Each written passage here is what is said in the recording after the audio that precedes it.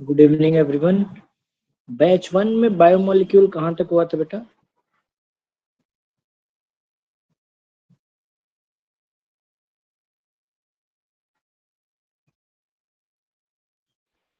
Monosaccharide हो गए थे, ग्लूकोज, फ्रक्टोज। उसके बाद डाइसेकेराइड भी बता दिए थे क्या?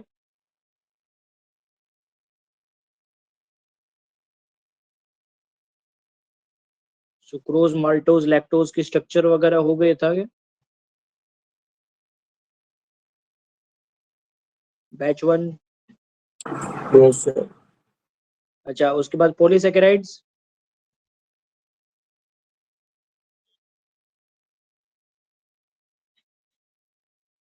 पॉलीसेकेराइड्स में सेल्यूलोज, स्टार्च।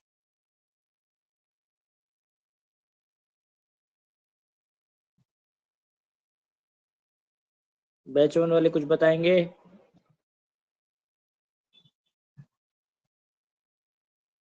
यस सर, हो गया था। अच्छा, तो लास्ट टॉपिक क्या था? Amino acids. Okay, amino acid start हो गए थे। हाँ। और एमिनो एसिड स्टार्ट होने के बाद अपने सारे एमिनो एसिड की स्ट्रक्चर्स वगैरह बना ली थी क्या? नहीं नहीं। ओके, ठीक है। चलो वहीं से स्टार्ट करते हैं, एमिनो एसिड से ही स्टार्ट करते हैं। बैच ये जो 2 है, बैच 2 में भी शायद एमिनो एसिड से ही स्टार्ट करना है ना, राइट? यस सर, हमने लिख लिया था स्ट्रक्चर एंड नेम्स। सारे सारे एमिनो एसिड्स के नेम और स्ट्रक्चर हो गए थे। यस, हम वो बापन वाला कर रहे थे। ओके ओके, ठीक है।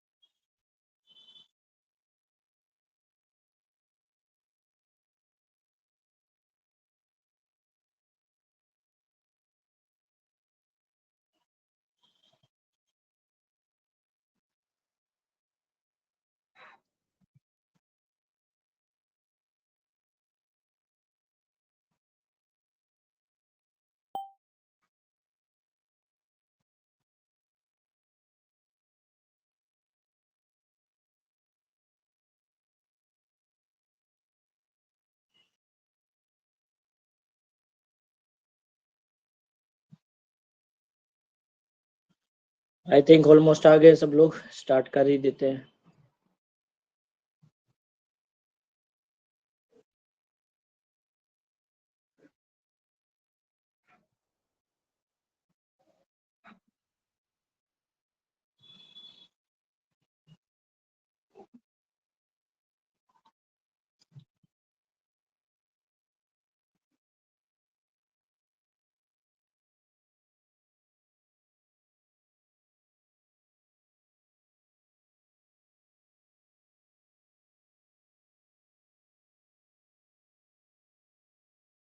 From amino acids.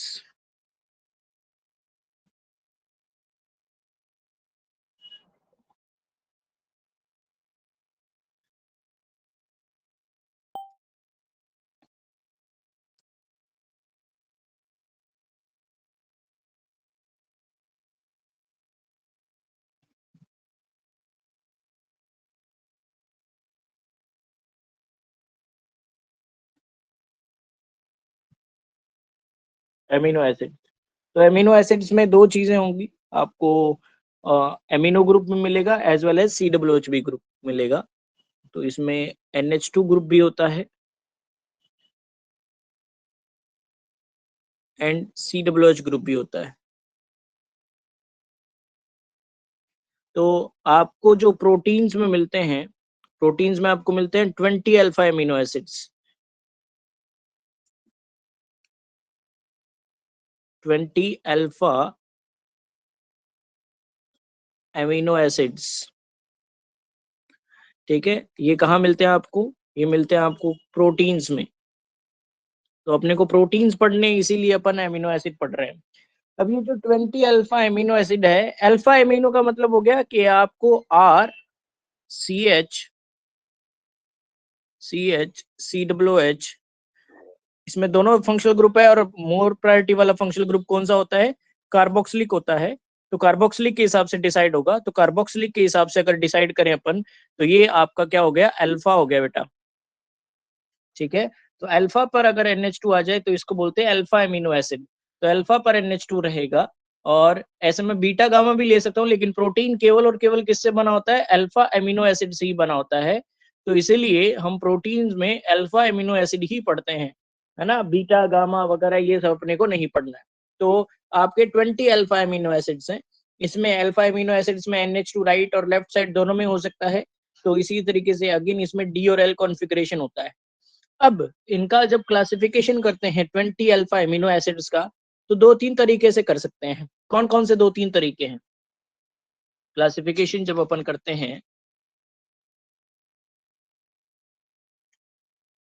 क्लासिफिकेशन ये 2-3 तरीके से हो सकता है।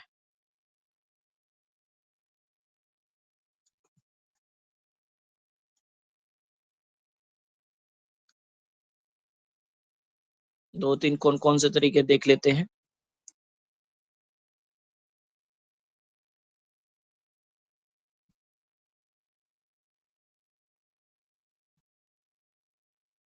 पहला तरीका कि अकरेंस उनकी नेचर में कितनी है, किस हिसाब की है, अकरेंस के हिसाब से अलग-अलग कर लेते हैं।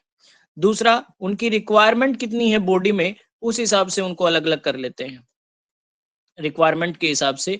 और तीसरा, केमिकल नेचर के हिसाब से कि उनकी केमिकल नेचर कैसी है, उस हिसाब से उनको अलग-अलग कर लेते हैं।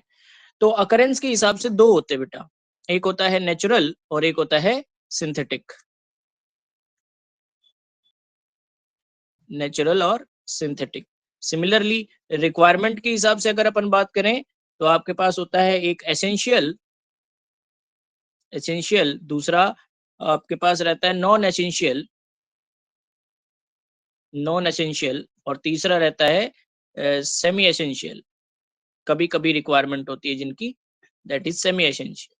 केमिकल नेचर के बेसिस पे अपन सीधा सीधा एसिडिक कर सकते हो आप, बेसिक कर सकते हो, और न्यूट्रल वाले कर सकते हो। एसिडिक, बेसिक और न्यूट्रल, ये 3 टाइप कर सकते हैं। तो इसमें आपके पास एसेंशियल वाले जो अमीनो एसिड्स हैं वो आपको खास ध्यान रखने होते हैं, एसेंशियल कौन-कौन से हैं, ठीक है?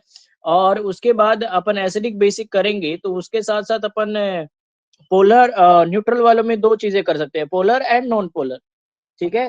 तो वो पोलर और नॉन पोलर के हिसाब से आपको क्लासिफाई करना होता है। तो टोटल आपके 20 अल्फा अमीनो एसिड है, सबकी स्ट्रक्चर अगर अपन याद करते हैं तो काफ़ी कॉम्पैक्ट हो जाता है अपने लिए। तो इसलिए अपन क्या करते हैं, एसेंशियल वालों के लिए अपने पास एक ट्रिक है, एसेंशियल वालों के लिए अपने पास ट्रिक है। एसेंशियल कौन-कौन से होते हैं? जो होते हैं वीआईपी हॉल में टीटी, ये आपके पास एसेंशियल वाले हो गए। तो वी से आपका हो जाएगा वैलिन, आई से हो जाएगा आइसोल्यूसिन, और पी से हो जाएगा फिनाइल एलेनिन। पी से एक और होता है, बताऊंगा मैं आपको अभी। सिमिलरली एच से हो जाएगा हिस्टिडीन, हिस्टिडीन। ए से arginine, histidine, arginine, lysine and leucine. तीनों बेसिक वाले आ गए हैं इसमें। एमी जो होता है वो होता है मेथियोनिन। टी इज ट्रिप्टोफन,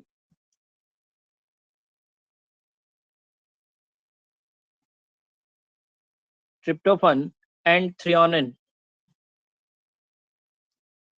अब टी में एक और होता है, टी में आपका टायरोसिन भी होता है, ठीक है? लेकिन टायरोसिन एसेंशियल में नहीं आएगा, ध्यान रखना है, टायरोसिन एसेंशियल में नहीं आएगा, ओके?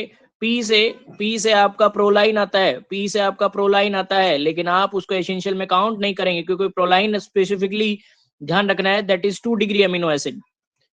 ये 2 डिग्री अमीनो एसिड होता है, ठीक है? आगे मैं आपको स्ट्रक्चर बताऊंगा, देख लेना। जिनको स्ट्रक्चर नहीं बताई मैंने, आपको मैं भेजूंगा, वीडियो भी भेजूंगा, और उसमें भी देख लेना।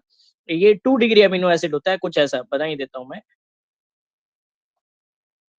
नाइट्रोजन नाइट्रोजन जो है वो यहाँ पर 2 डिग्री रहता है। बाकी आपके 19 एमिनो एसिड जो है, बाकी 19 उसमें आपको 1 डिग्री मिलेगा, लेकिन इसमें आपको क्या मिलेगा, 2 डिग्री मिलेगा। देखो ये ध्यान से, ये 2 डिग्री नाइट्रोजन हो गया, दैट इज प्रोलाइन।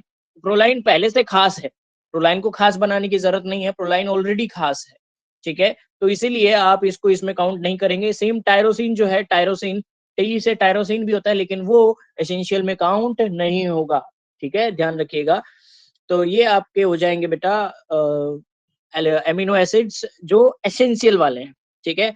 अब हम एक और ट्रिक है जिसके थ्रू अपन इसको सेपरेट आउट कर लेते हैं।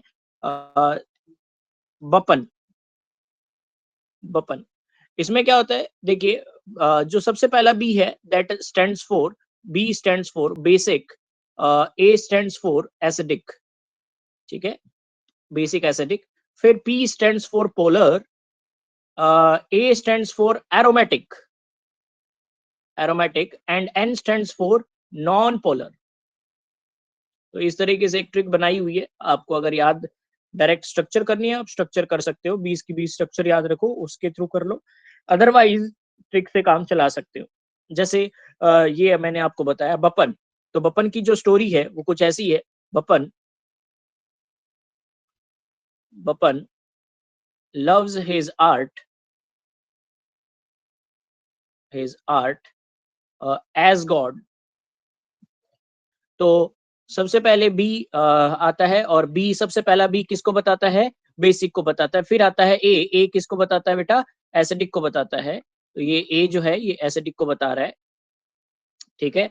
तो लव्स हिज आर्ट बी के लिए आ गया, तो सीधा सीधा ये हो जाएगा लाइसिन,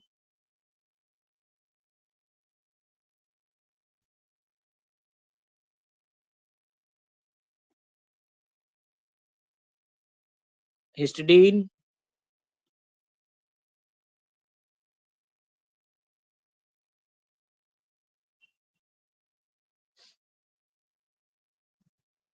हिस्टिडीन, और एक AR से हो जाएगा अर्जिन। ये तीनों बेसिक होते हैं, नाम से सीधा सीधा, क्योंकि स्ट्रक्चर देगा तो आप पहचान ही लोगे। बेसिक वाले में NH2 ज्यादा रहते हैं, ठीक है, और एसिडिक वाले में COOH ज्यादा रहता है। तो स्ट्रक्चर देगा तो पहचान ही लोगे, स्ट्रक्चर वो देगा ही नहीं, वो आपको नाम देगा। तो लाइसिन, हिस्टिडीन और अर्जिनिन ये तीनों क्या होते हैं, एसिडिक सॉरी बेसिक होते हैं। और एस्पार्टिक एसिड और ये हो जाएगा ग्लूटामिक एसिड, ये दोनों एसिडिक होते हैं, ठीक है। एस्पार्टिक और ग्लूटामिक ये दोनों एसिडिक होते हैं। इसके बाद अपन बात करें तो ये आपके हो गए बेसिक और एसिडिक। फिर पोलर पे आ जाते हैं, तो P stands for polar. Polar के लिए आपको एक छोटी सी ट्रिक याद करनी पड़ेगी, ठीक है। बपन की एक सिस्टर है, ठीक है, इसकी एक सिस्टर है mad girl Sera. So Sera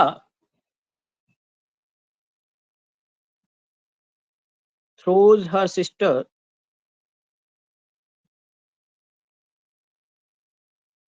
on tire to get aspirin,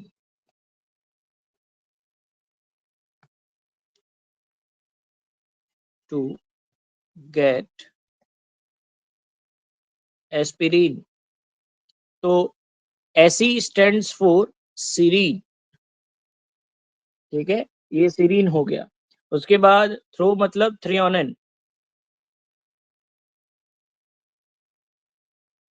CYS cysteine होता है बेटा, सिस्टीन। टायरोसिन, टायरोसिन, और उसके अलावा आपका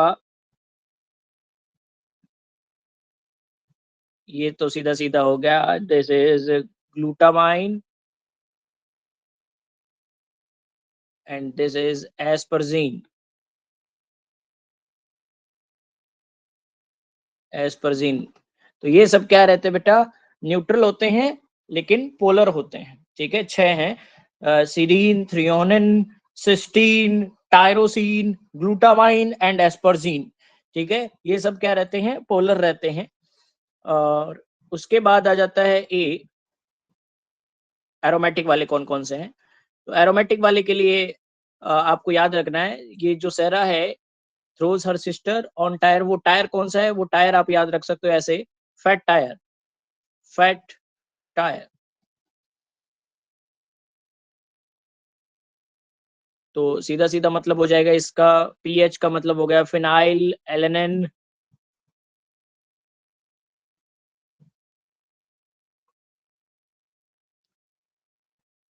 और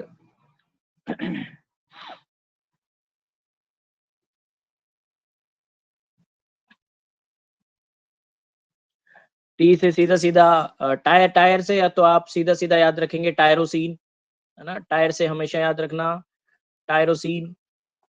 और उसके अलावा जो एरोमेटिक कंपाउंड है वो हो जाएगा आपका ट्रिप्टोफन।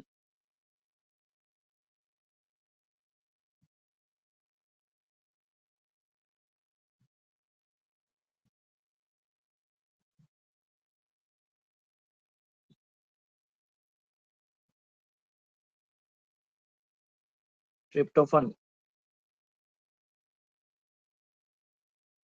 नेक्स्ट, इसके बाद ये एरोमेटिक वाले आ गए। लास्ट में आपके जो बचे हुए हैं दैट आर नॉन पोलर। तो नॉन पोलर के लिए आप ट्रिक याद करेंगे कि प्रोफेसर लुई है, professor Louis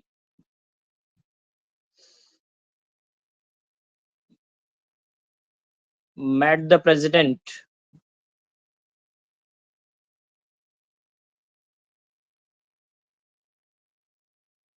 at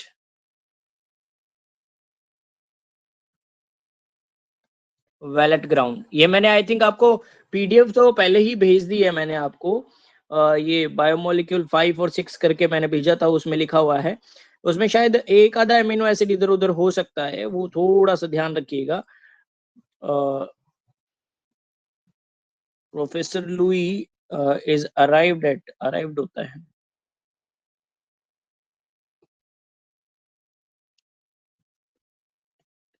isoleucine leucine दोनों आएंगे इसमें। तो professor Louis is arrived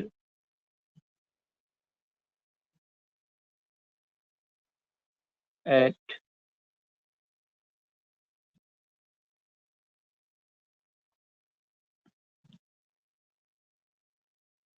wallet ground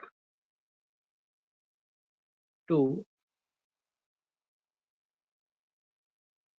met the president।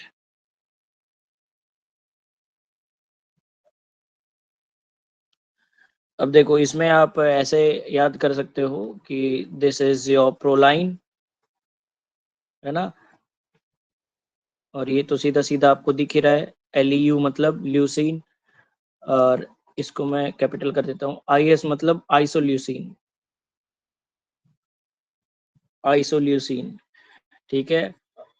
A से आपका एलेनिन हो जाएगा, V से आपका वेलिन हो जाएगा, G से आपका ग्लाइसिन हो जाएगा। ग्लाइसिन भी खास होता है, ग्लाइसिन, ग्लाइसिन ये ऑप्टिकली इनएक्टिव होता है, बाकी सारे ऑप्टिकली एक्टिव होते हैं, glycine is optically inactive. Me से हो जाएगा मेथियोनिन,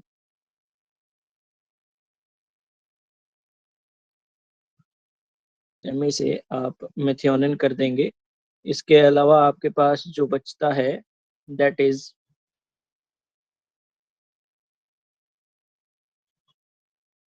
न्यूट्रल वाले में एक दो बच जाते हैं, जैसे कि अगर अपन बात करें नॉन पोलर की, तो प्रोफेसर यानी प्रोलाइन ल्यूसिन हो गया आपका, और आइसोल्यूसिन हो गया, एलेनिन हो गया, valine, glycine, methionine, tryptophan, tryptophan आपका आ जाएगा।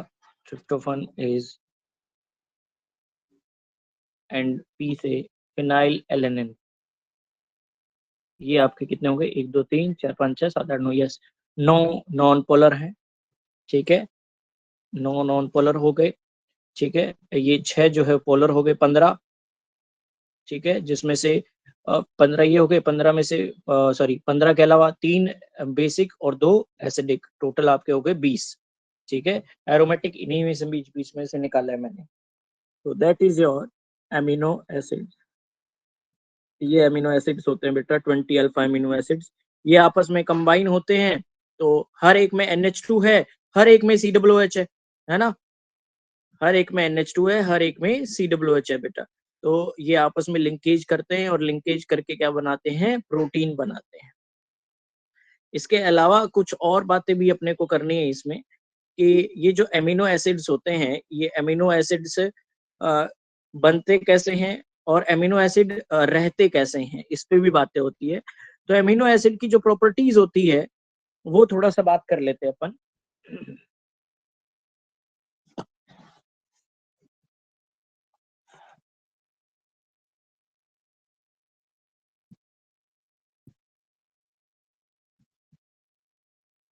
Heating effect of amino acid तो मैं आपको ऑलरेडी पढ़ा चुका हूँ बेटा, जब अपन ने ये पढ़ा था कार्बोक्सिलिक एसिड, तो हमने कार्बोक्सिलिक एसिड के साथ साथ ही कर लिया था वो अपन ने। तो फिजिकल प्रॉपर्टीज की बात कर लेते हैं। सबसे पहले तो क्लासिफिकेशन ही इंपॉर्टेंट है, यहीं से क्वेश्चन बनता है सीधा सीधा, फिर उसके बाद फिजिकल प्रॉपर्टीज से क्वेश्चन बन सकता है।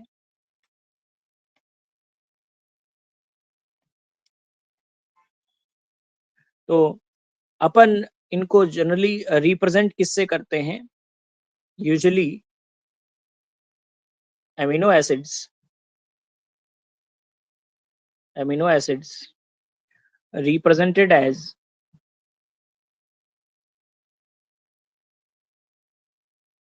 represented as R, CH, COOH, NH2 alpha amino acid, sorry ऐसे ही बताते हैं अपन, यही स्ट्रक्चर होती है, ठीक है। इस स्ट्रक्चर से अगर मैं फिजिकल प्रॉपर्टीज डिफाइन करने जाऊं तो जो इनकी फिजिकल प्रॉपर्टीज होती है, जैसे सबसे पहली प्रॉपर्टी है non volatile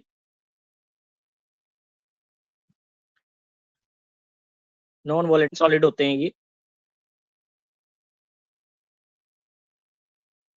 non volatile crystalline solids. फिर दूसरी प्रॉपर्टी, ये डिकम्पोज हो जाते हैं at high temperature, decompose at high temperature. तीसरा, ये नॉन पोलर सॉल्वेंट में तो इनसॉल्युबल रहते हैं,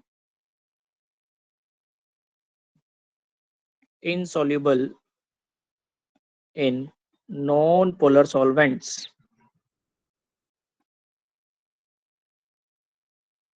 जैसे कि ईथर हो गया, बेंजीन हो गया, इसमें तो ये क्या रहते हैं, इनसॉल्युबल। और highly soluble in water, highly soluble in water. Highly soluble मतलब आपको बता रहा है वो कि ये काफी ज्यादा पोलर है, ठीक है। और एक और बात कि एक्वा सॉल्यूशन जो है इसका, aqua solution of amino acids shows high dipole moment, high dipole moment, इसमें डाइपोल मोमेंट आपको हाई मिलता है। तो ये जितने भी मैंने फिजिकल प्रॉपर्टीज आपको बताई है, ये फिजिकल प्रॉपर्टीज जो है ये इस स्ट्रक्चर से डिफाइन तो नहीं हो सकती है, ठीक है। मैं लिख देता हूं ये बात कि these physical and chemical properties, आगे केमिकल प्रॉपर्टीज भी पढ़ेंगे अपन, chemical properties never support this representation, never support this representation of amino acid। तो इस रिप्रेजेंटेशन को अगर नहीं दिखाते हैं तो यानी आर आर सी एच के साथ NH2 COOH ऐसा आपको दिख रहा है, ऐसा आपको दिख रहा है, लेकिन एमिनो एसिड कभी भी इस फॉर्मेट में तो रहता ही नहीं है बेटा। तो इस फॉर्मेट में नहीं रहता है तो किस फॉर्मेट में रहता है, वो इस फॉर्मेट में रहता है जो मैं लिखने जा रहा हूँ, CH NH3 plus COO minus. ध्यान से देखिए, एसिड ने क्या किया, H प्लस डोनेट कर दिया और इसी के अंदर एक बेसिक साइड थी that is NH3 sorry NH2 ने H प्लस एक्सेप्ट कर लिया। इसको बोलते हैं zwitter ion, zwitter ion formation. तो ये ज्वीटर आयन बन गया आपके पास। तो ये ज्वीटर आयन की फॉर्मेशन जो है ये आपको पूरा का पूरा फिजिकल और केमिकल प्रॉपर्टीज बताएगी। अगर मैं नॉर्मल COOH, आपने पढ़ा भी था आयनिक में, COOH के लिए Ka लिखते थे 1.2 इंटू 10⁻⁵ ऐसा लिखते थे। लेकिन यहाँ इसका Ka जो आता है, इसका Ka एमिनो एसिड्स का Ka और Kb बताता हूँ मैं आपको। Ka और Kb dissociation constant for an acid and base, Kb values बताता हूँ। इसमें आपको मिलती है Ka वैल्यू 1.6 इंटू 10⁻⁻10 के लगभग, और ये मिलता है 2.5 इंटू 10⁻⁻12 के लगभग। तो आप देख सकते हो के भी वैल्यूज पहले से बहुत कम है, -5 -6 नहीं है, -10 -12 है। और ये वैल्यूज भी ये बता रही है कि एमिनो एसिड कौन सी फॉर्मेट में एग्जिस्ट करता है, ज्विटर आयन फॉर्म में एग्जिस्ट करता है, ना कि सीधा NH2COOH के फॉर्मेशन में। ठीक है, तो जितने भी फिजिकल एंड केमिकल प्रॉपर्टीज है, ठीक है, वो सब एक्सप्लेन किससे होती है, ज्विटर आयन फॉर्मेशन से होती है। All the physical and chemical properties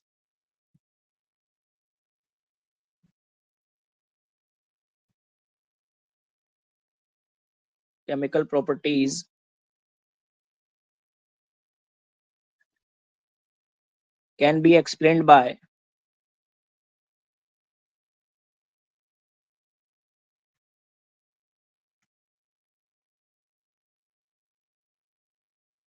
zwitter ion form of amino acid. Plus minus लगा दो तो सपोर्ट करेगा, इसकी वजह से इसका डाइपोल मोमेंट भी काफी हाई हो जाता है। ठीक है, क्योंकि ये प्लस माइनस में एग्जिस्ट करता है। चलिए ठीक है सर, ज्विटर आयन फॉर्मेशन हो गया।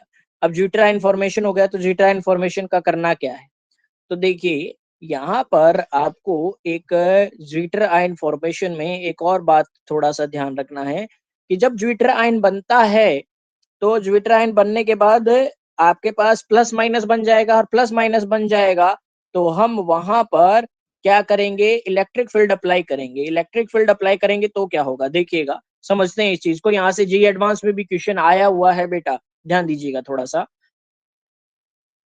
आपके पास इसमें हम डिफाइन करने जा रहे हैं, अभी हम डिफाइन करने जा रहे हैं आइसो इलेक्ट्रिक पॉइंट। ठीक है,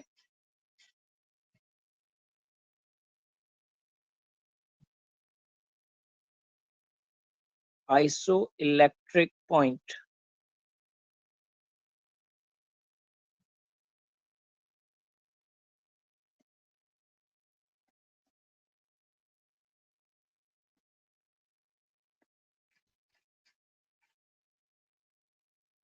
तो आइसो इलेक्ट्रिक पॉइंट क्या होता है उसकी बात कर लेते हैं। इसको हम पीआई से डिफाइन करते हैं, जैसे पीएच होता है ना, वैसे ही पीआई से डिफाइन होता है।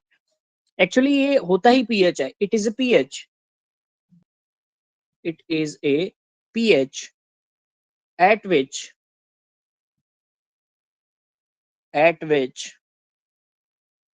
पहली condition, amino acid mainly exist as zwitter ion. Amino acid mostly आपको ज्विटर आयन के फॉर्मेट में ही मिलेगा। ठीक है, there is no net movement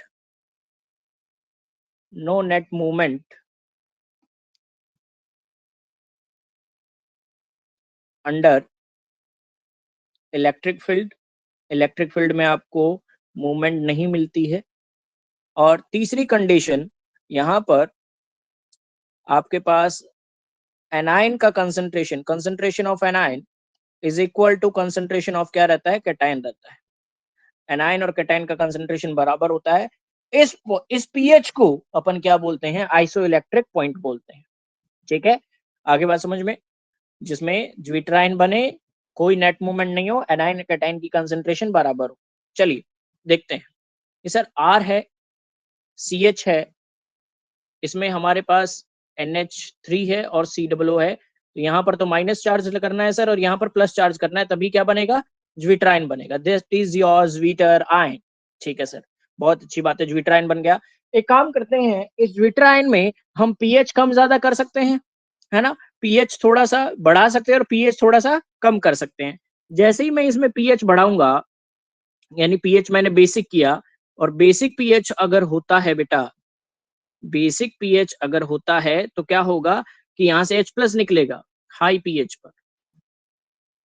high pH पर क्या होगा, तो हाई पीएच पर यहाँ से H+ निकल जाएगा, RCH NH2 COO माइनस। ये लो, मैंने क्या किया, मैंने H+ को निकाल दिया,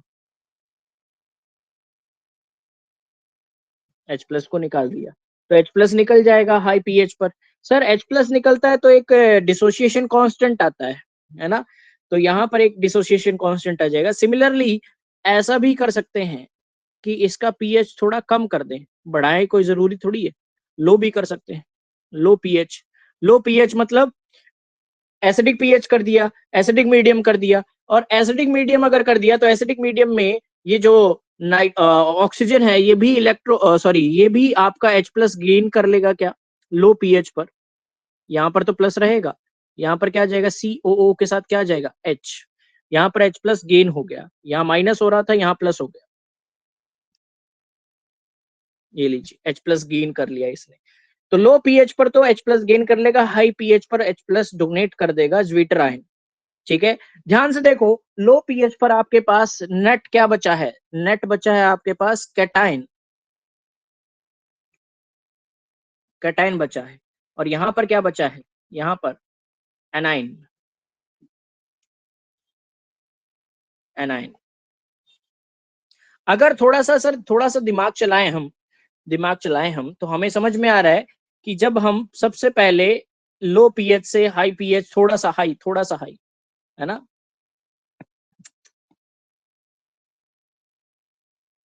अगर इधर जा रहे हैं तो आप देख पा रहे हो NH3 और COOH दोनों हैं आपके पास, और दोनों में से H+ पहले किसने निकाला, COOH ने निकाला, ऑब्वियसली COOH ही निकालेगा, क्योंकि COOH का H+ क्या होता है, मोर एसिडिक होता है ना, तो H+ हमेशा पहले कौन निकालेगा, COH निकालेगा, तो आपने COH से H+ निकाल दिया बेटा सबसे पहले। अब इसके बाद अगर अपन बात करें तो फिर आपने फर्दर फर्दर आपने पीएच बढ़ाया, तो H+ दूसरा वाला भी निकल गया, तो इसको मैं बोल देता हूँ, इसको मैं बोल देता हूँ Ka1, और इसको मैं बोल देता हूँ Ka2। कोई दिक्कत, एक हो गया Ka1 क्योंकि दोनों में H+ निकल रहा है, लेफ्ट टू राइट अगर जा रहे हैं अपन, लेफ्ट टू राइट पूरे सीक्वेंस लेफ्ट टू राइट अगर चेक करें तो पहले Ka1 आया, फिर दूसरे में Ka2 आया।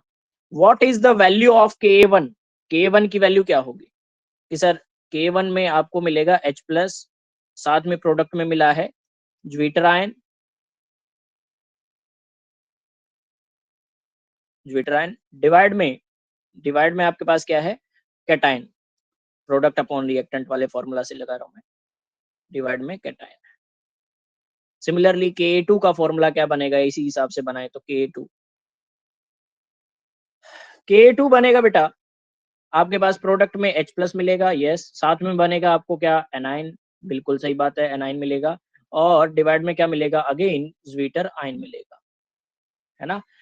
अब देखो मैं एक काम करता हूँ, मैं K1 और K2 इन दोनों को क्या कर देता हूँ, मल्टीप्लाई कर देता हूँ, K1 इंटू K2 होगा क्या उससे, H+ ज्विटर आयन, कैटायन को C से रिप्रेजेंट कर रहा हूँ मैं, और H+ एनाइन को A से रिप्रेजेंट कर रहा हूँ, डिवाइड में ज्विटर आयन। देख सकते हो आप कुछ वैल्यू कैंसिल आउट हो रही है, ज्विटर आयन से ज्विटर आयन कैंसिल आउट हो गया, आपके पास क्या आ गया, लॉग भी ले रहा हूँ साथ में, log K1 plus log K2, देख लीजिएगा अगर कुछ दिक्कत हो बताइएगा। H+ दो बार आ गया, H+ का स्क्वायर हो गया, तो twice of log of H+ ऐसे लिख देता हूँ, और साथ में मुझे दिख रहा है लॉग ऑफ A और माइनस लॉग ऑफ सी है, तो ऐसे लिख देता हूँ, कोई दिक्कत हो किसी को तो बताइएगा। Log of anion upon cation. अगर हम इसमें माइनस से मल्टीप्लाई कर दें तो माइनस लॉग ऑफ Ka1 हो जाएगा, माइनस लॉग ऑफ Ka2 हो जाएगा, 2 बाहर रख देते हैं, minus log of H plus हो जाएगा।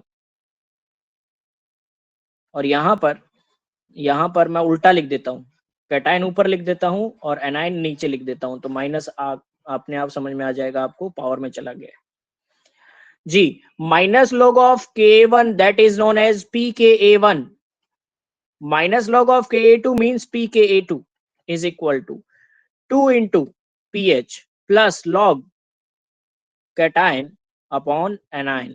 ऐसा कुछ बन गया आपके पास। अब आप यहां से सीधा सीधा एट आइसोइलेक्ट्रिक पॉइंट बात करेंगे। आइसोइलेक्ट्रिक पॉइंट, तो आइसोइलेक्ट्रिक पॉइंट पर पीएच ही क्या होता है, पीएच ही क्या होता है, पीआई होता है। कंडीशन क्या है कि कैटाइन और एनाइन क्या होने चाहिए, बराबर होने चाहिए, है ना। कंसंट्रेशन कैटाइन एनाइन की बराबर हो जाती है, नेट मूवमेंट जो है कुछ नहीं रहता है। तो अगर ये कंडीशन मैं यहाँ लगा दूं बेटा, तो मुझे पीआई मिल जाएगा, आइसोइलेक्ट्रिक पॉइंट मिल जाएगा, that is equal to pKa1 plus pKa2 divide by 2, है ना। और log 1 की वैल्यू 0 हो चुकी है, तो ये फॉर्मूला आपके पास बन गया है। ये फॉर्मूला बहुत ही इंपॉर्टेंट फॉर्मूला है, बहुत ही इंपॉर्टेंट फॉर्मूला है कि आइसोइलेक्ट्रिक पॉइंट पीएच ही होता है, लेकिन वो पीएच कौन सा होता है जहां पर कैटाइन और एनाइन की कंसंट्रेशन क्या हो जाए, बराबर हो जाए। इसमें ध्यान रखने वाली क्या बात थी, ये तो बहुत सिंपल सा फॉर्मूला है, K1 K2 की वैल्यू होगी। ध्यान रखने वाली बात ये है कि आप हमेशा ज्विटर आयन का फॉर्मेशन करेंगे जहां पे चार्ज नेट कितना है, 0, +1 -1 नेट चार्ज कितना आया, 0। K1 कौन सा होगा, कैटाइन, कैटाइन यानी +1 चार्ज वाला, कौन सा वाला, +1 वाला। और 0 से एक आगे की तरफ जाएंगे तो आपको क्या मिलेगा, -1। तो K1 K2 डिफाइंड है बेटा, K1 K2 डिफाइंड है कि 0 से +1 को K1 बोलेंगे और 0 से -1 को K2 बोलेंगे।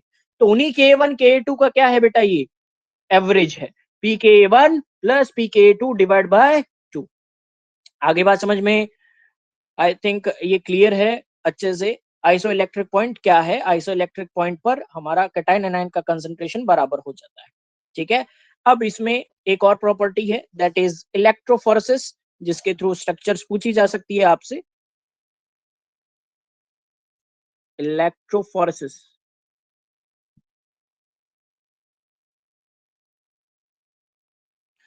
तो इलेक्ट्रोफोरेसिस में क्या होगा कि आपके पास कैटाइन और एनाइन में नेट मूवमेंट की बात करेगा वो,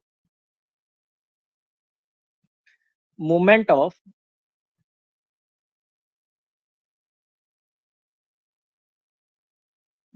of charge particle, movement of charge under the influence of electric field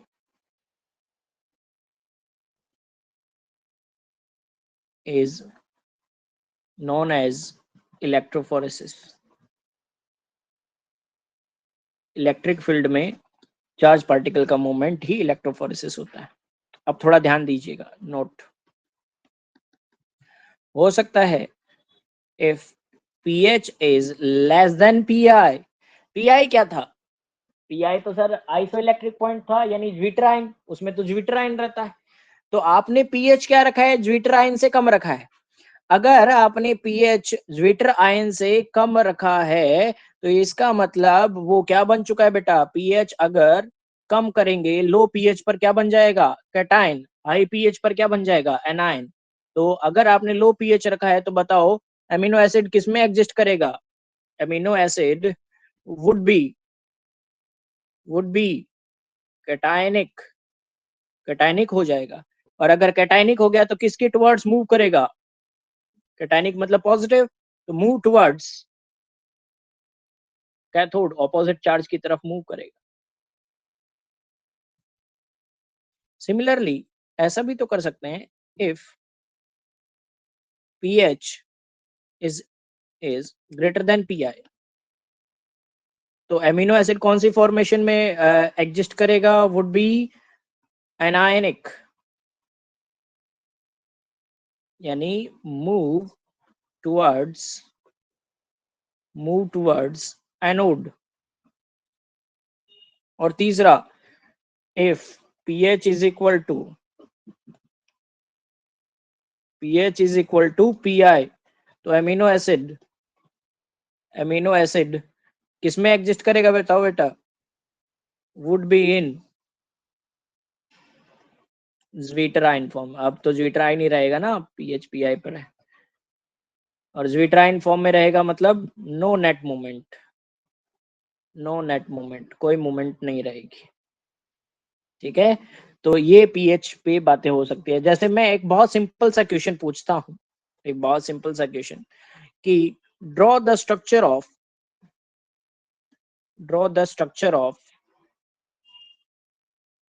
alanine at pH 2, 6 और 10। एलेनिन की स्ट्रक्चर बहुत सिंपल सी होती है। एलेनिन में एक CH3 होता है बस, और R की जगह और कुछ नहीं होता है। ये होती है एलेनिन की स्ट्रक्चर।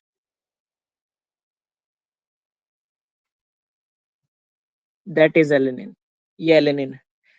लेकिन आपसे ये pH की अलग अलग कंडीशन में पूछ रहा है।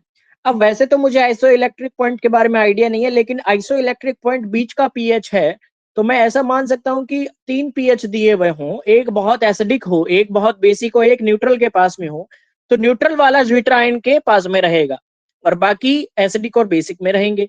तो अगर मुझे pH 6 पर बात करनी है, pH 2 पर बात करनी है, pH 6 पर बात करनी है और pH 10 पर बात करनी है, तो बताओ बेटा, pH अगर मेरे पास 6 रहेगा तो कौन सी फॉर्मेशन रहेगी? ज्विटराइन फॉर्मेशन, क्योंकि ये बीच का pH है। लो pH पर कौन सी फॉर्मेशन हो जाती है? कैटायनिक फॉर्मेशन हो जाता है।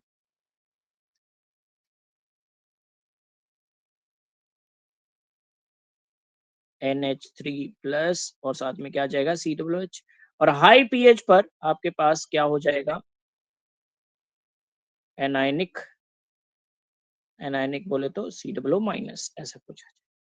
तो ये आपके पास 3 फॉर्मेशन में रह सकता है, वही एलेनिन है लेकिन अलग अलग फॉर्मेशन। एक और क्वेश्चन पूछता है कि आपको बताना है फाइंड PI, आइसोइलेक्ट्रिक पॉइंट। तो PI बताया मैंने आपको कैसे निकालते हैं, pK1 + pK2 डिवाइड बाय 2। दोनों जो आपके पास NH3+ का है और एक COOH का है, दोनों का Ka वैल्यू जो है उसका क्या कर लेते हैं अपन? एवरेज कर लेते हैं, PK वैल्यू का एवरेज। ठीक है, तो उस हिसाब से PI निकाला जा सकता है। तो मैं छोटे छोटे 2 क्वेश्चन लेता हूँ, उससे समझते हैं अपन। अगर मान लीजिए मैंने ऐसा कुछ ले लिया, COOH NH3+,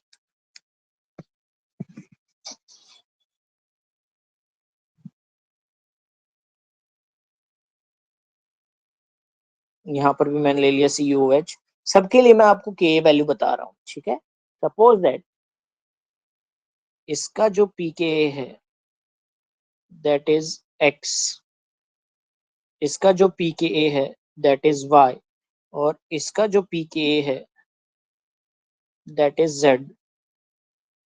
अब मैं आपसे क्वेश्चन कुछ इस तरीके से पूछ रहा हूँ, बताइए इसका PI क्या है। तो आप सोचोगे कि सर 3 pKa दे दिया आपने, तो अगर 2 देते तो हम सीधा एवरेज कर लेते, है ना, सीधा सीधा कि sir X + Y divide by 2। लेकिन यहाँ पर आपने COOH एक और दिया है जो Z भी है। तो मुझे सबसे पहले बताओ ये कौन सा फॉर्मेशन है? ये कैटायन है, एनायन है, क्या है दिख रहा है आपको? दिस इज कैटायन, एनायन और व्हाट? तो सर सीधी सी बात है, ये तो कैटायन दिख रहा है हमें, तो कैटायन है ना। तो एक काम करते हैं, सबसे पहला H प्लस डोनेट करते हैं। पहला H प्लस कौन डोनेट करेगा? पहला H प्लस हमेशा CWH डोनेट करेगा। CWH डोनेट करेगा तो कोई सा भी CWH डोनेट कर सकता है, यस। तो एक H प्लस मैंने यहां से निकाल दिया। जैसे ही मैं H प्लस निकाल दूंगा, माइनस H प्लस कर दूंगा, तो मेरे पास क्या स्पीसीज बन जाएगी? क्या न्यूट्रल स्पीसीज बन जाएगी क्या? बिल्कुल, +1 -1 न्यूट्रल हो गया। और फिर मैंने वापस से एक और H प्लस निकाल दिया, एक और H प्लस निकाल दिया, तो मेरे पास क्या बन जाएगा बेटा? एनायनिक बन जाएगा कि नहीं बन जाएगा? एनायनिक। बताओ, पहला H प्लस कहां से निकलेगा? CWH से। और दूसरा H प्लस भी कहां से निकलेगा? CWH से। तो बताओ, दोनों H प्लस CWH से निकले क्या? यस। तो पहला H प्लस Y है तो दूसरा Z है, तो बताओ इसका PI कितना आ गया? Y plus Z divide by 2 आ गया कि नहीं आ गया? बताओ, NH3 वाले को निकालने की जरूरत है क्या? नहीं। ध्यान दीजिएगा, पहले आपके पास कैटायनिक फॉर्मेशन है ऑलरेडी। आपने पहला H प्लस निकाला तो क्या बना? न्यूट्रल। फिर क्या बना? एनायनिक। मैंने यही बोला था, 0 से +1, 0 से -1, वही काउंट करना है आपको। ठीक है, 0 से +1, 0 से -1, याद रखिएगा। एक और एग्जांपल लेता हूं मैं, उससे पूरा एकदम क्लियर हो जाएगा। यहीं से क्वेश्चन आया हुआ है बेटा IIT में। NH3+, दो NH3+ ले लिया मैंने इस बार। यहाँ पर ले लिया मैंने CWH। ठीक है, और वापस से मैं आपको वही सब दे देता हूँ, पीके वैल्यूज दे देता हूँ कुछ कुछ, जिसके थ्रू आप समझ सको। तो ये जो पीके वैल्यू है, ये है x। ये जो पीके वैल्यू है that is your y, and ये जो पीके वैल्यू है that is equal to z। ऐसे कुछ वैल्यूज दे दिए। अब देखो, इन तीनों वैल्यूज से हमें क्या समझना है? अभी देखो, अभी चार्ज कितना दिख रहा है आपको? चार्ज कितना दिख रहा है? +2। क्या +2 चार्ज कंसीडर होता है? नहीं सर, 0 से +1 -1। तो सबसे पहले क्या करेंगे? H प्लस निकालेंगे। कौन सा H प्लस जाएगा? CWH का जाएगा। क्या बनेगा? लिख दे रहा हूं मैं, COO-। अब नेट चार्ज कितना है? नेट चार्ज कितना है? +1। ठीक है, इसके बाद फिर वापस से क्या करते हैं सर? H प्लस निकालते हैं। अब H प्लस निकालेंगे तो H प्लस किसका जाएगा सर? ऑब्वियसली NH3 का जाएगा। ये NH2, ये NH3+ और ये COO-। अब नेट चार्ज कितना है? नेट चार्ज कितना है? यहाँ पर 0 है। फिर एक H प्लस निकालते हैं। अब बताओ, फिर एक H प्लस निकालेंगे तो NH2, COO-, और यहाँ पर भी क्या आ जाएगा? NH2। तीनों जगह मैंने H प्लस निकाला है। पहले चार्ज +2 था, बाद में +1 हुआ, बाद में 0 हुआ, और लास्ट में -1 हुआ। बताओ कौन कौन सा लेना होता है? 0 से +1 और 0 से -1। अब 0 से +1 -1 में अगर ध्यान दिया जाए तो पहला H प्लस तो यहां से निकला था, है ना? तो वो वाला कंसीडर होगा क्या? नहीं। कौन सा कंसीडर होगा सर? एक तो पी के एक्स वाला कंसीडर हो जाएगा और एक जेड वाला कंसीडर हो जाएगा। तो इसका मतलब इस बार आइसो इलेक्ट्रिक पॉइंट आ जाएगा आपका x plus Z by two. X plus Z by two. समझे कि नहीं समझे? तो इस तरीके से आपको करना पड़ेगा बेटा। आगे बात समझ में? That is iso electric point and electrophoresis. ठीक है, इनकी केमिकल रिएक्शंस की बात करें तो केमिकल रिएक्शन में आप देख सकते हो, आपके पास एसिडिक साइड भी है as well as basic side भी है। NH2 इज बेस और COOH इज एसिड। तो दोनों रिएक्शन हो सकती है, एसिड बेस रिएक्शन भी हो सकती है, और दोनों अपनी इंडिविजुअल रिएक्शन भी दिखा सकते हैं। ठीक है, रिएक्शन ऑफ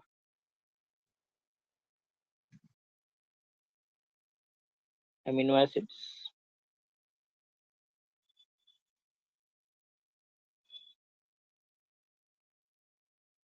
हाँ भाई, एक कोई दिक्कत किसी को यहाँ तक समझ में आ रहा है?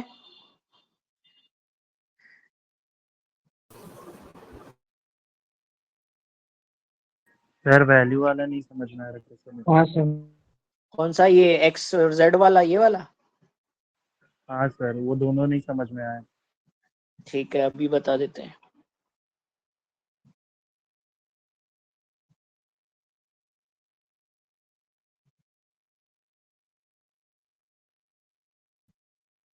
इसमें आपको क्या ध्यान रखना है, मैंने आपको इसीलिए ऊपर आपको डेरिवेशन पूरा करके बताया है कि ज्विटर आयन कौन सा होता है बेटा, जीरो चार्ज वाला होता है।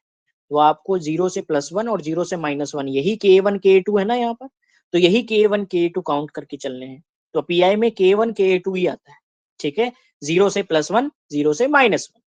अब देखो ये आपने जो NH3 COOH लिया है, सबसे पहली बात तो ये कि हमेशा आपको पता होना चाहिए कि COOH का Ka वैल्यू ज्यादा होता है, COOH जो है हमेशा मोर एसिडिक रहेगा then compare to NH3+।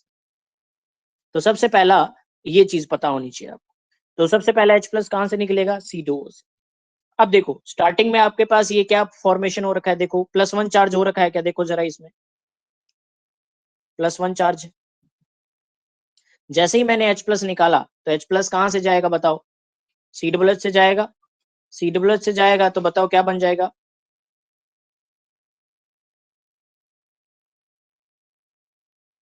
NH3+, यहाँ पर आ जाएगा COO- और यहाँ पर क्या है COOH। हाँ अब बताओ, अब नेट चार्ज कितना आ गया बताओ बेटा, 0 आ गया। और फिर आपने बोला नहीं सर हम एक और H+ डोनेट करेंगे, तो वापस से H+ जो डोनेट होगा वो किससे डोनेट होगा बेटा, अगेन एक और COOH है तो उसी से डोनेट करेंगे, कोई और दूसरा तो क्यों ही आएगा। ये लो, ठीक है। तो अब देखो यहाँ पर नेट चार्ज कितना आ गया, -1। तो 0 से +1 0 से -1 जहां आएगा वही कंसीडर होगा। बताओ 0 से +1 आपने जो किया है वो कौन से H+ को किया है सर, हमने किया है इस H+ को पकड़कर, तो ये Y आ गया। और फिर आपने कौन सा H+ निकाला है, फिर आपने सर ये वाला H+ निकाला है, ये वाला सेकंड, तो ये Z आ गया। तो Y और Z का एवरेज लेना होगा। Similarly in the next case आपके पास 2 NH3 एक COOH है, नेट चार्ज अभी कितना है आपके पास, नेट चार्ज अभी कितना है +1 +1 तो +2 चार्ज है सर। तो सबसे पहले एक H+ निकाल दिया तो क्या बन गया आपके पास, +1 चार्ज बन गया नेट चार्ज मॉलिक्यूल पर। फिर आपने इसमें से एक H+ और निकाला तो कितना चार्ज बन गया आपके पास, 0 चार्ज बन गया।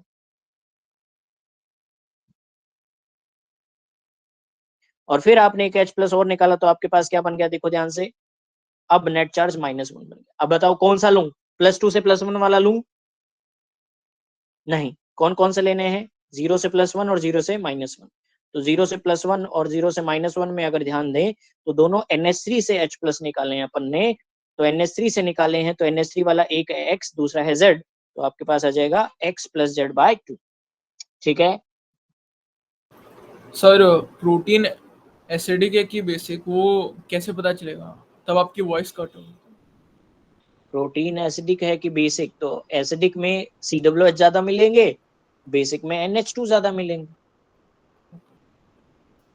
सर हम्म, COOH और NH3 आएंगे, इसके अलावा कोई और ग्रुप्स नहीं आएंगे? नहीं नहीं नहीं नहीं। और OH रहेगा लेकिन आप OH को एसिडिक नहीं बोलते हो ना, O से जुड़ा हुआ है इतना एसिडिक नहीं। तो अगर OH आएगा तो सबसे पहले किसमें से निकालेंगे? अरे मतलब कुछ भी ऑब्वियसली आ जाए तो OH से सबसे नहीं पहले। निकालेंगे। हाँ ठीक है। हम्म, तो ये आपके एमिनो एसिड्स की प्रॉपर्टीज खत्म होती है। अब मैं केमिकल रिएक्शंस की बात करता हूँ, कुछ एक केमिकल रिएक्शन बताता हूँ, बहुत सिंपल सिंपल सी है। तो एमिनो एसिड में दो तरीके की रिएक्शन हो सकती है, एमाइन की भी रिएक्शन हो सकती है as well as carboxylic acid की भी रिएक्शन हो सकती है। तो मैं पहले बात कर लेता हूँ reaction of amine, reaction of amine.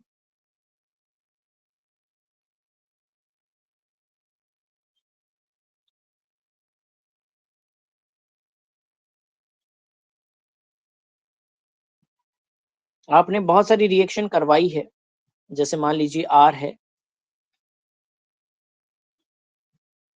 CH NH2 COOH, इसकी रिएक्शन अगर मैं करवा दूं CH3COCl के साथ, एसाइलेशन आपने बहुत अच्छे से डिटेल में डिस्कशन किया हुआ है बेटा, तो बताओ क्या होगा। बहुत सिंपल सी बात पूछ रहा हूं मैं। सिमिलरली इसकी रिएक्शन आप करवा सकते हो NaNO2 HCl के साथ, इसकी रिएक्शन आप करवा सकते हो NOCl के साथ, इसकी रिएक्शन आप करवा सकते हो HX के साथ। बहुत सिंपल रिएक्शन। नाइट्रोजन की रिएक्शन है, नाइट्रोजन का लोन पेयर डोनेट होगा और लोन पेयर डोनेट होकर क्या बन जाएगा यहाँ पर RCH COOH, ये तो एज इट इज रहेगा।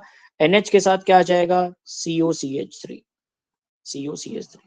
NaNO2HCl, ये बनाता है N2 plus Cl minus diazonium, लेकिन ये एलिफेटिक है, एलिफेटिक में क्या लग जाता है OH, एरोमेटिक में अनस्टेबल रहता है ना, एलिफेटिक में तो क्या लग जाता है OH लग जाता है। सिमिलरली NO मिलाया तो NO से क्या हो जाएगा N2 प्लस H2 अलग हो जाएगा और क्या जुड़ जाएगा इसकी जगह Cl जुड़ जाएगा Cl। HX की रिएक्शन करवाएंगे तो सर नाइट्रोजन के पास लोन पेयर डोनेट कर देगा NH3 प्लस X माइनस और COOH। बहुत सिंपल सी रिएक्शन। और वहीं पर दूसरे टाइप की रिएक्शन की बात करें, रिएक्शन ऑफ COOH, कार्बोक्सिलिक भी है, वो भी रिएक्शन दिखा सकता है अपनी इंडिविजुअल, बिल्कुल। तो ये NH2 और ये COOH, तो इसमें अगर मैं रिएक्शन करवाऊं, सपोज दैट मैंने NaHSO3 मिला दिया, NaHCO3 सॉरी, और इसके अलावा और मैं क्या मिला सकता हूँ इसमें, LiLH4 मिला सकता हूँ, है ना, मैं इसमें मिला सकता हूँ ये NaOH और CaO मिला सकता हूँ मैं, NaOH CaO, है ना, और इसके अलावा अपन ROHH प्लस मिला सकते हैं, ROHH प्लस एस्टरिफिकेशन करवा सकते हैं। तो बताओ NaHCO3 से क्या होगा, मान लो मैं इसमें कार्बन भी लिख देता हूँ, that is suppose that 14, isotope भी लिख देता हूँ इसका, ऐसा इक्वेशन भी बनता है। तो ये NH2 रहेगा यहाँ पर क्या आ जाएगा COO माइनस Na प्लस और साथ में H2O प्लस CO2, और ये जो CO2 है ये कौन सा रहेगा 14 वाला रहेगा बेटा। सिमिलरली LiLH4 क्या करता है बेटा, रिडक्शन कर देता है क्या, NH2 तो ऑलरेडी रेड्यूस्ड है, कार्बोक्सिलिक से क्या बन जाएगा alcohol CH2OH, NaOH plus CO, soda lime क्या कर देता है बेटा डीकार्बोक्सिलेशन, NH2, और यहाँ पर क्या आ जाएगा H, ROHH प्लस क्या कर देगा NH2, यहाँ पर क्या बन जाएगा C double bond O OR, ester बन जाएगा, एस्टरिफिकेशन हो जाएगा। तो इस तरीके से रिएक्शंस अपन करवा सकते हैं, ठीक है। तो that are the reaction of COOH। तो मैंने NH2 की रिएक्शन भी बता दी और COOH की रिएक्शन भी बता दी। अब इससे हमें प्रोटीन बनाना है। प्रोटीन बनाने से पहले मैं आपको बता देता हूं कि यहाँ पर आपको पेप्टाइड्स बनाने पड़ेंगे, peptides.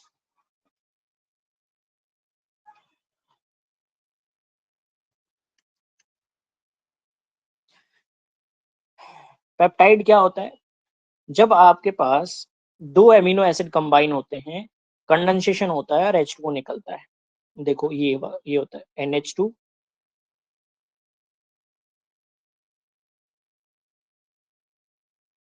CH R1 C double bond OH plus इसमें हम एक और NHH ऐसे लिख देता हूँ, चलेगा NHH, इसमें CH R1, अगेन इसमें COOH है। एक एमिनो एसिड का OH और दूसरे एमिनो एसिड का H। एक्चुअली रिएक्शन तो ऐसे होती है कि नाइट्रोजन का लोन पेयर किस पे अटैक करता है, नाइट्रोजन का लोन पेयर अटैक करता है किस पे, कार्बन पे, और फिर यहाँ से H प्लस निकल के OH पे अटैक करता है। तो कुल मिलाकर आपके पास H2O क्या हो जाएगा बेटा, रिलीज हो जाएगा। क्या बनेगा, ये बनेगा सर NH2 CH R1, फिर C डबल बॉन्ड O, ये NH, फिर CH, फिर R1 और फिर COOH, ऐसा कुछ बनेगा। यहाँ पर जो आपके पास कंपाउंड बना है और साथ में आपके पास H2O रिलीज हो ही रहा है, वो आपको पता ही है। इसमें ध्यान से अगर देखा जाए सर, तो ये बॉन्ड कुछ अलग दिख रहा है हमें, है ना, ये बॉन्ड कुछ अलग दिख रहा है, CONH bond, that is known as peptide linkage. इसको बोलते हैं पेप्टाइड लिंकेज। CONH यानी एमाइड का बनना यही पेप्टाइड लिंकेज है यहाँ पर, ठीक है। तो ये पेप्टाइड लिंकेज हो गया है यहाँ पर। बाकी एक का NH2 अभी भी फ्री है, इधर का COH अभी भी फ्री है, जो आगे से आगे और भी कंबाइन हो सकते हैं। तो आपके पास ये जो पेप्टाइड बनाना है इसको बोलते हैं अपन डाइपेप्टाइड।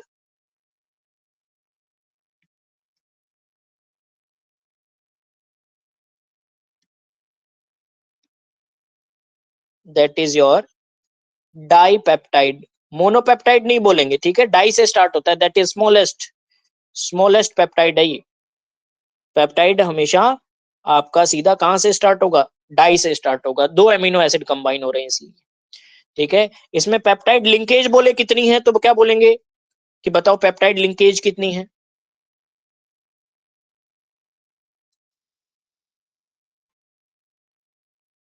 लिंकेज एक ही है। अच्छा, डिफरेंट फंक्शनल ग्रुप कितने हैं, डिफरेंट फंक्शनल ग्रुप्स कितने हैं, तो सर एक है NH2, एक है CONH और एक है COH। टोटल कितने हो गए, 3 है आपके पास, ठीक है। तो ये डाइपेप्टाइड है, डिफरेंट डिफरेंट ग्रुप्स आपके पास टोटल कितने हैं, 3 है। पेप्टाइड लिंकेज इसमें एक ही है बेटा, ठीक है। अब इनका मैं क्लासिफिकेशन कर देता हूं। पेप्टाइड्स का क्लासिफिकेशन पेप्टाइड जो होते हैं, जैसे अपन ने कार्बोहाइड्रेट किए थे वैसे ही पेप्टाइड भी क्लासिफाई होते हैं।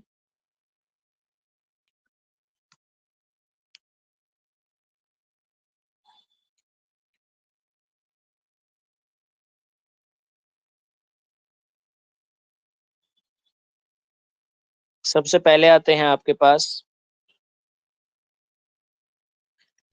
डाइपेप्टाइड, दूसरा आता है आपके पास ओलिगोपेप्टाइड, ओलिगो, फिर आते हैं आपके पास मैक्रोपेप्टाइड्स, सॉरी पॉली नहीं लिखा, पॉलीपेप्टाइड्स, और फिर आते हैं आपके पास मैक्रोपेप्टाइड्स।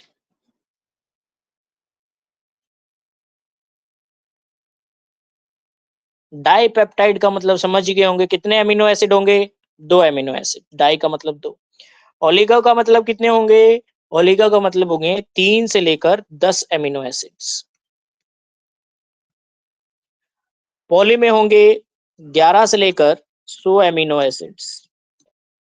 और इसमें क्या रहेंगे,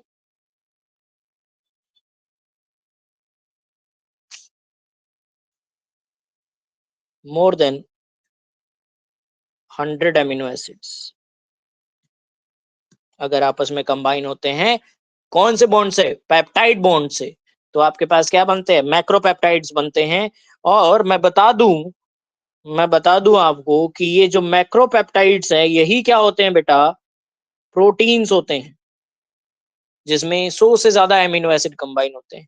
एक ऐसा प्रोटीन है जो 51 एमिनो एसिड से बनता है, 51 एमिनो एसिड से, दैट इज इंसुलिन।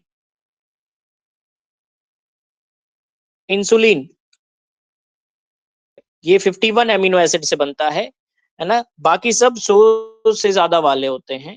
इसमें हमें कैसे पता चलेगा किसका नाइट्रोजन जो है वो लोन पर डोनेट करे। 2 एमिनो एसिड हैं, 2 एमिनो एसिड में एक का NH2 जो है NH2 फ्री रहेगा, एक का COH फ्री रहेगा। हमें कैसे पता चलेगा, हमें पता चलेगा उसकी नेमिंग से, नेमिंग ऑफ पेप्टाइड से।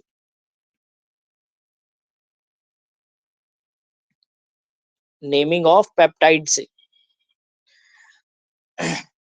तो इसमें क्या होता है, नेमिंग में ध्यान रखिएगा क्या होता है, एमिनो एसिड रिटन फर्स्ट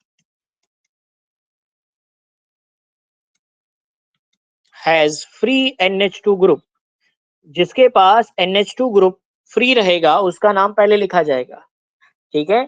तो अगर मैंने ऐसा लिखा कि आपको एक प्रोटीन बनाना है, दैट इज GLYALA, ये एक प्रोटीन है, अगर आपको ये बनाना है तो पेप्टाइड ये कैसे बनेगा, तो बहुत सिंपल सी बात है। कि GLY का क्या होना चाहिए, GLY मतलब ग्लाइसिन से है, ग्लाइसिन का NH2 फ्री होना चाहिए, ठीक है, CH2 C double bond O OH, और ALA मतलब एलेनिन, एलेनिन में आपके पास अगेन NH2 रहेगा, CH रहेगा, इससे CH3 रहेगा, COOH रहेगा। तो बहुत सिंपल है, पहले नाम किसका लिखा है, GLY का, ग्लाइसिन का लिखा है, तो ग्लाइसिन का जो जो NH2 है वो क्या रहना चाहिए बेटा, फ्री रहना चाहिए। तो किसका NH2 रिएक्शन करेगा, एलेनिन का रिएक्शन करेगा, और क्या बन जाएगा आपके पास, आपके पास ये बनेगा NH2 CH2 C double bond O NH CH CH3, और यहां पर क्या आ जाएगा COOH, that is GLY ALA। ये आपका GLY ALA होगा बेटा, देख लीजिए अच्छे से।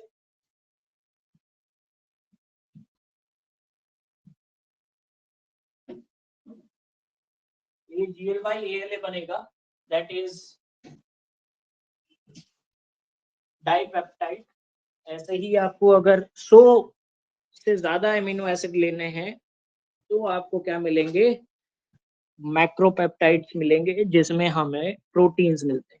तो यहाँ से एक बढ़िया PNC का क्वेश्चन बन सकता है, ठीक है, कि आपको बोले कि 4 हमारे पास एमिनो एसिड्स है, suppose that glycine, valine, alanine, phenyl alanine, ऐसे दे दे, और इनमें आपस में आपको हाइड्रोलाइसिस करके पेप्टाइड्स बनाने हैं, और उसमें आपको कुछ सीक्वेंस दे देगा, बोलेगा कि इसमें COOH ग्रुप जो है वो एलेनिन का ही होना चाहिए, ठीक है, और आपके पास जो NH2 है, फ्री NH2 जो रहता है वो कायरल सेंटर से होना चाहिए।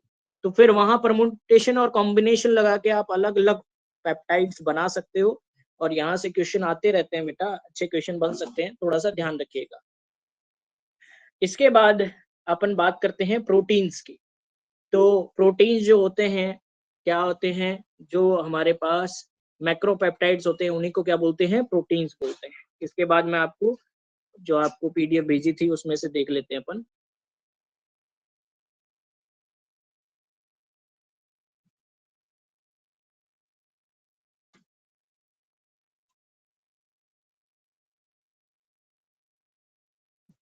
प्रोटीन जो होते हैं, प्रोटीन की जो स्ट्रक्चर्स है, अब थोड़ा बायो का पार्ट आ जाएगा, यहाँ तक थोड़ा समझने वाला पार्ट था। पेप्टाइड लिंकेज के बाद देखो फाइब्रस प्रोटीन और ग्लोबुलर प्रोटीन, प्रोटीन की 2 स्ट्रक्चर होती है, वो स्ट्रक्चर्स को समझना होता है ना। ग्लोबुलर प्रोटीन जो होते हैं उनमें primary structure, secondary, tertiary, quaternary, है ना, जैसे जैसे हम ये कोयल फॉर्मेशन करते जाते हैं वैसे वैसे हमारे पास फोल्डिंग बढ़ती जाती है और क्वाटरनरी स्ट्रक्चर में कन्वर्ट होता जाता है प्रोटीन, ठीक है। अच्छा, प्रोटीन जो होता है, प्रोटीन में डीनेचुरेशन भी होता है। कब होता है, जब आप उसमें पीएच में चेंज कर दो, या फिर उसमें कुछ टेम्परेचर में चेंज कर दो, फिजिकल या केमिकल चेंजेस करो, तो जो स्ट्रक्चर्स है उसकी वो अनकोइल होनी स्टार्ट हो जाती है और वो अपनी बायोलॉजिकल एक्टिविटी लूज कर देता है, that is called denaturation of protein.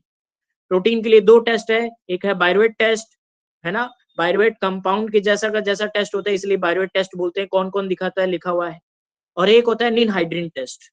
ये 2 टेस्ट प्रोटीन्स दिखाते हैं बेटा, जहां पेप्टाइड लिंकेज की बात होती है। फिर आ जाते हैं आपके पास न्यूक्लिक एसिड्स, ठीक है।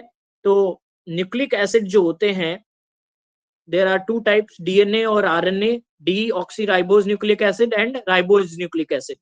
दोनों आपके क्या होते हैं, पेंटोज शुगर होते हैं। कैसे शुगर होते हैं, देखो दोनों बनाए हुए बीटा डी राइबोज और beta D 2 deoxyribose. Second carbon इसमें कायरल नहीं है, सेकंड कार्बन इसमें कायरल नहीं है अगर आप ढंग से देखें तो। डीएनए में क्या होता है, एडेनिन, ग्वानिन, साइटोसिन, थाइमिन, और थाइमिन की जगह आरएनए में क्या आ जाता है बेटा, यूरेसिल। ये बेसेस रहते हैं। ये बेस अगर अपन किसमें मिक्स कर दें, ये बेस अगर हम मिक्स कर दें जो हमारे पेंटोज शुगर है उसमें, तो हमें क्या मिल जाएगा बेटा, न्यूक्लियोसाइड। और न्यूक्लियोसाइड में फॉस्फोरिक एसिड की रिएक्शन करवा दीजिए, न्यूक्लियोटाइड बन जाएंगे। और पॉलीन्यूक्लियोटाइड जो होते हैं वही हमारे क्या होते हैं, डीएनए आरएनए में। आरएनए के 3 टाइप होते हैं, आपको पता है, आरएनए के स्ट्रक्चर्स वगैरह थोड़ा देख लीजिएगा। डीएनए आरएनए में कंपैरिजन, और एक यहाँ विटामिन की लिस्ट है, विटामिन की लिस्ट थोड़ी अच्छे से पढ़ के जाइएगा, विटामिन की लिस्ट वो भी थोड़ी इंपॉर्टेंट रहती है बेटा, ठीक है, कोई दिक्कत?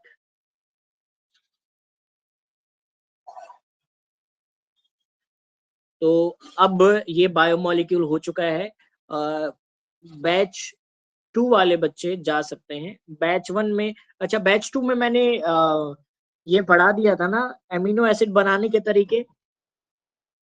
यस हाँ, तो आप जा सकते हो, इनको बस एमिनो एसिड बनाने के तरीके बताने हैं। बैच 2 जा सकता है, बैच 1 देखे कि कैसे बनाते हैं एमिनो एसिड्स।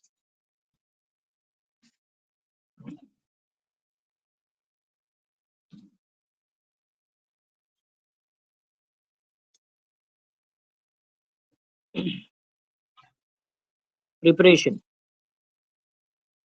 कुछ अलग नहीं है, रिएक्शन तो वही पुराने वाली है, बस थोड़े से नाम नए हैं इसलिए थोड़ा बता रहा हूँ। Preparation of amino acid,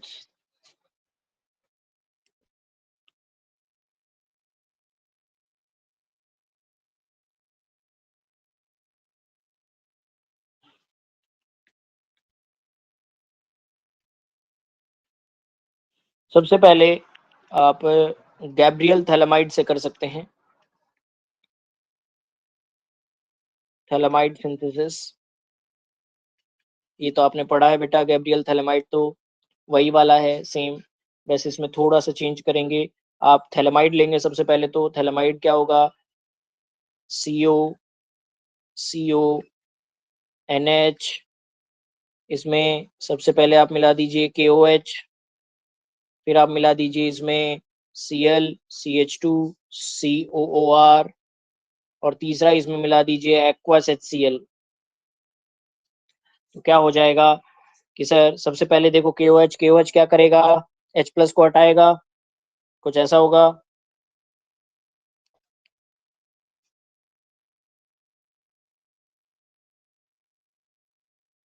C double bond O, यहाँ पर बनेगा N-, सबसे पहले तो बेसिक H+ को निकाल देगा, फिर CH2 Cl COOR, इसमें नाइट्रोजन का यहाँ अटैक होगा, यहाँ से Cl निकलेगा, और फिर आपने इसमें हाइड्रोलाइसिस कर दिया है,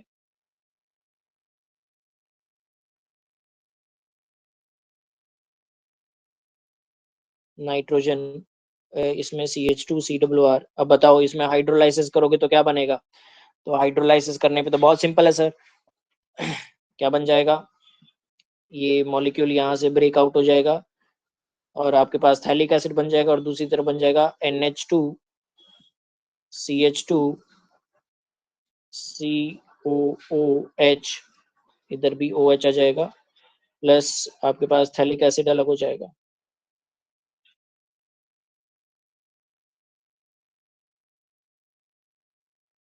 ये देखो ये क्या बन चुका है बेटा, दैट इज योर ग्लाइसिन, क्या बन गया है, ग्लाइसिन बन गया है, ठीक है, ये पहला हो गया।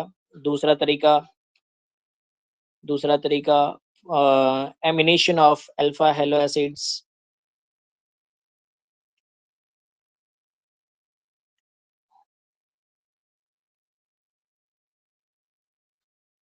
अल्फा हेलो एसिड्स में एमिनेशन, मतलब HVZ करना होगा ना, अल्फा हेलो एसिड बनाना है तो मतलब HVZ कर, मतलब COOH मिला है मैंने। अब इसमें मैंने क्या किया, सबसे पहले रेड फॉस्फोरस Br2 से रिएक्शन करवाई, ठीक है, तो आपको पता है क्या होगा, पहले यहाँ पर क्या लग जाएगा, Br, सीक्वेंस बना देता हूँ।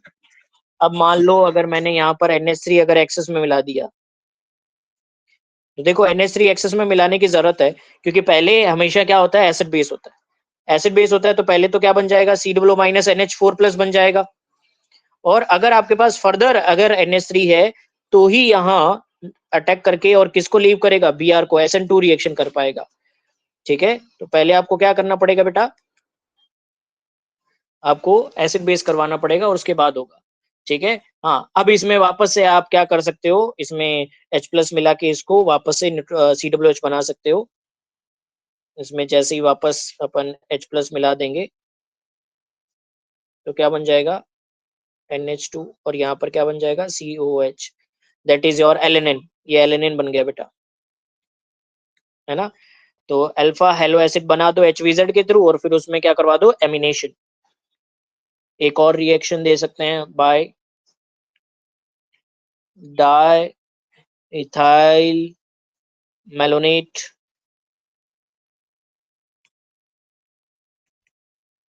COOET CH2 COOET। इसमें देखिएगा बहुत सारी रिएक्शन करवा सकते हैं। पहले तो NaOET मिला दो, है ना। ये आई थिंक माइकल नोवेंजल वहां बता दिया था मैंने। तो NaOET मिला दो। फिर दूसरा इसमें क्या मिला देंगे PH CH2Cl। तीसरा इसमें क्या मिला देंगे वापस से NaOET। फोर्थ इसमें क्या मिला देंगे Br2 इलेक्ट्रोफिलिक एडिशन। फिफ्थ इसमें मिला देंगे अमोनिया NH3। सिक्स इसमें हाइड्रोलाइसिस कर देंगे और लास्ट में हीट करके डीकार्बोक्सिलेशन वगैरह जो भी पॉसिबल होगा वो कर देंगे। बहुत सारी रिएक्शंस है, थोड़ा समझ लेते हैं। सबसे पहले तो ये होगा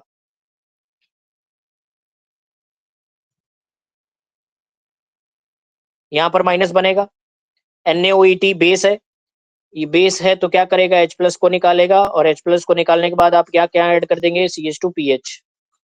फिर वापस से बेस है, देखो NaOET, वापस से आपके पास NaOET है तो यहाँ पर क्या लग जाएगा माइनस, माइनस वाले पे क्या लग जाएगा देखो Br पे फिर कौन सी रिएक्शन है देखो अमोनिया की रिएक्शन है, तो अमोनिया की रिएक्शन है तो यहाँ पर क्या लग जाएगा बताओ NH2 हाइड्रोलाइसिस करोगे तो इधर क्या लग जाएगा हाइड्रोलाइसिस से COOH लग जाएगा और COOH लगने के बाद आप क्या कर रहे हो हाइड्रोलाइसिस लग हो गया, उसके बाद आप हीट कर रहे हो तो देखो ओम्स गैप के थ्रू आपको साफ साफ पता चल रहा है यहाँ से क्या चला जाएगा CO2 चला जाएगा, है ना। CO2 तो क्या बनेगा आपके पास COOH CH NH2 CH2 PH। तो ये तो क्या बन गया है आपके पास फिनाइल एलेनिन। क्या बन गया है फिनाइल एलेनिन बन गया है, ठीक है। तो इस तरीके से आपके पास रिएक्शन हो जाएगी। सिमिलरली एक दो रिएक्शन और करवा सकते हैं अपन, है ना। फोर्थ नंबर रिएक्शन होगी स्ट्रीकर सिंथेसिस। नाम थोड़े अलग अलग हैं और कुछ नहीं है, स्ट्रीकर्स सिंथेसिस। तो स्ट्रीकर सिंथेसिस में क्या होगा आप RC double bond OH aldehyde की रिएक्शन करवाइए सबसे पहले NH3 के साथ, फिर NaCN या KCN जो भी आप लेना चाहो और उसके बाद एक्वस HCl। तो NH3 के साथ रिएक्शन होगी तो सबसे पहले तो आपके पास क्या बन जाएगा RCH डबल बॉन्ड NH, ये बन जाएगा, है ना। उसके बाद इसमें NaCN HCN NaCN HCN ऐसा, या KCN भी ले सकते हो, एक ही बात है चलेगा। NaCN भी लिख देता हूँ, एक्वस HCl बाद में दिया हुआ है ही। तो NaCN से क्या हो जाएगा प्लस माइनस की रिएक्शन है, प्लस माइनस की रिएक्शन है तो बताओ क्या होगा कार्बन पे क्या लग जाएगा कार्बन पे प्लस चार्ज आएगा तो Cn लग जाएगा और यहाँ पर NH के साथ क्या आ जाएगा H आ जाएगा। और आपको पता है इसमें जब हाइड्रोलाइसिस होगा तो RCH इसमें क्या बन जाएगा COOH और यहाँ क्या बन जाएगा NH2, ठीक है बन गया। यही तो करना होता है। Next Knoop's synthesis. Knoop's synthesis इसमें क्या करना होगा, इसमें आप ले लीजिए CH3COOH कार्बोक्सिलिक एसिड। इसमें सबसे पहले मैं मिला देता हूं, बताओ रेड फॉस्फोरस Br2, कोई दिक्कत HVZ रिएक्शन हो गई। दूसरा मैं इसमें कर देता हूं DMSO NaHCO3, याद आ रहा होगा ये भी रिएक्शन ऑक्सीडेशन वाला। फिर इसमें NH3 मिला दिया और लास्ट में NaBH4 सोडियम बोरोहाइड्राइड। तो सबसे पहले क्या होगा सबसे पहले क्या लग जाएगा Br, फिर ऑक्सीडेशन होगा तो देखो लिविंग ग्रुप है, लिविंग ग्रुप है तो ऑक्सीडेशन हो जाएगा, ऑक्सीडेशन होके क्या बन जाएगा बताओ 1 डिग्री वाला है ना, 1 डिग्री से ये माइल्ड ऑक्सीडाइजिंग एजेंट होता है, तो 1 डिग्री से क्या बनाता है एल्डिहाइड। फिर इसमें क्या मिलाया हुआ है NH3 मिलाया हुआ है, NH3 मिलाया हुआ है तो बताओ क्या बन जाएगा CH डबल बॉन्ड NH, ये बन जाएगा।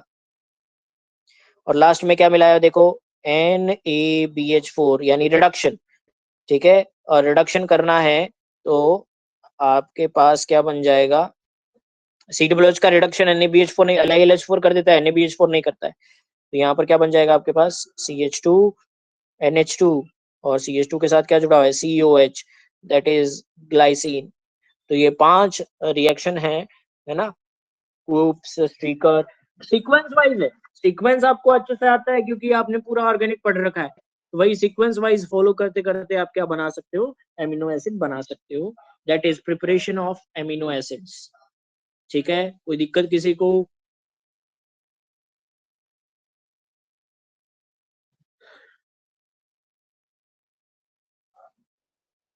तो मैंने आपको बायोमोलिक्यूल जो है वो कंप्लीट करवा दिया है बेटा, बायोमोलिक्यूल आपका कंप्लीट हो चुका है, ठीक है। अब इसके अलावा आपका बचता है पीओसी पॉलीमर, इसका अपन मंडे लेक्चर ले लेते हैं इवनिंग में, पीओसी और पॉलीमर का, ठीक है। नोट्स मैंने भेज दिए हैं आपको, आप नोट्स देख सकते हो, डाउट्स वगैरह पहले अगर आपको रहे तो पूछ सकते हो आप, ठीक है। मंडे से आपका लेक्चर का शेड्यूल अभी तक मिला नहीं होगा आपको, पर मंडे का शेड्यूल आ जाएगा, ठीक है। मंडे का शेड्यूल शायद कल या कल अपडेट हो जाएगा, कुछ ना कुछ हो जाएगा, देख लीजिएगा, ठीक है।